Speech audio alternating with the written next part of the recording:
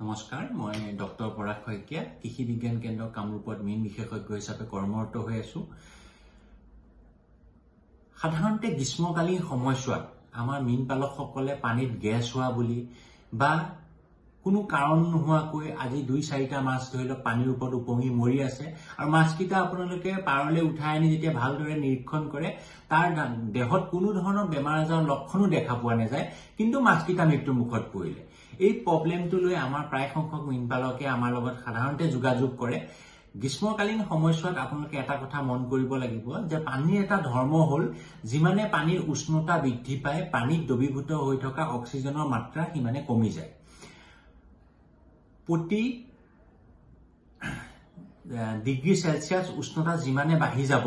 পানীত দ্ৰৱীভূত হৈ থকা অক্সিজেনৰ মাত্ৰাও সিমানে কমি যাব। সাধাৰণতে পানীত যিটো দ্ৰৱীভূত হৈ থাকিব লাগে অক্সিজেন, সেই অক্সিজেন 5ৰ পৰা 8 ppm থাকিলে খুব ভাল হয়। আৰু সাধাৰণতে আমাৰ গ্ৰীষ্মকালীন সময়ছোৱাত দিনৰ যেতিয়া সূৰ্যৰ পোহৰ পৰে সেই সময়ছোৱাত পানীত দ্ৰৱীভূত অক্সিজেনৰ মাত্ৰা ভালেখিনি বৃদ্ধি পায় আৰু সেই ধৰণে বেলি ডুবাৰ পিছত আমাৰ পুখুৰীত থকা মাছ, কাছ বা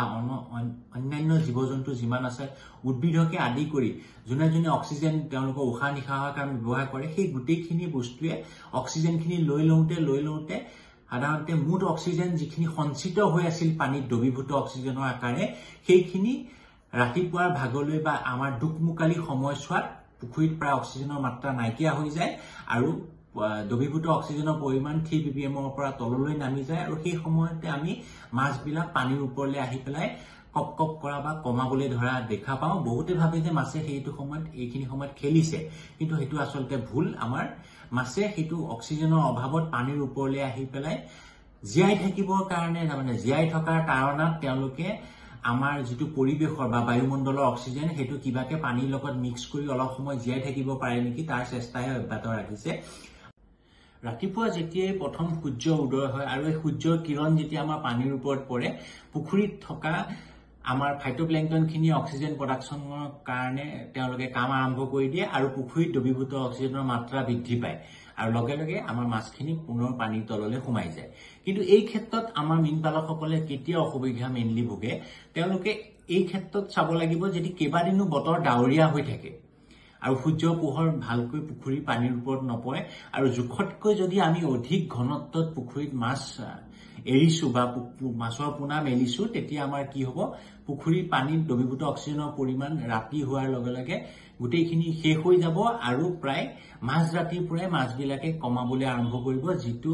মীন পালকসকলৰ কাৰণে বহুত ভয়াৱহ সমস্যা। আৰু এই ক্ষেত্ৰত আমাৰ মীন পালকখিনিয়ে আৰু এটা ভুল কাম কৰি থাকে, যেতিয়া পুখুৰীৰ পানীৰ pHৰ মাত্ৰাও কম থাকিব, কেইবাদিনো সূৰ্য নোলাই পেলাই বতৰ ডাৱৰীয়া হৈ থাকিব, তেতিয়াও যদি তেওঁলোকে পানীত খাদ্য বা যিটো তেওঁলোকে কিনা দানা মাছক খুৱাই সেই আহাৰ যদি প্ৰয়োগ কৰি থাকে তেতিয়া কি হ'ব, মাছৰ যিটো মাছৰ বিস্তাৰ পৰা পুখুৰীত এমনিয়াৰ পৰিমাণ বহুত পৰিমাণে বাঢ়ি যাব আৰু এই ক্ষেত্ৰত সাধাৰণতে প্ৰায় কোনো কাৰণ নোহোৱাকে এমনিয়াৰ পৰিমাণ বৃদ্ধি হৈ গৈছে, পানীত দ্ৰৱীভূত অক্সিজেনো নাই, pHৰ মাত্ৰাও বহুতখিনি কমি আছে। এই গোটেইবিলাক কাৰক একেলগে মিলি পেলাই সাধাৰণতে মাছবিলাক মৃত্যু মুখত পৰে, কিন্তু কোনো ধৰণৰ বাহ্যিক আঘাতৰ চিন বা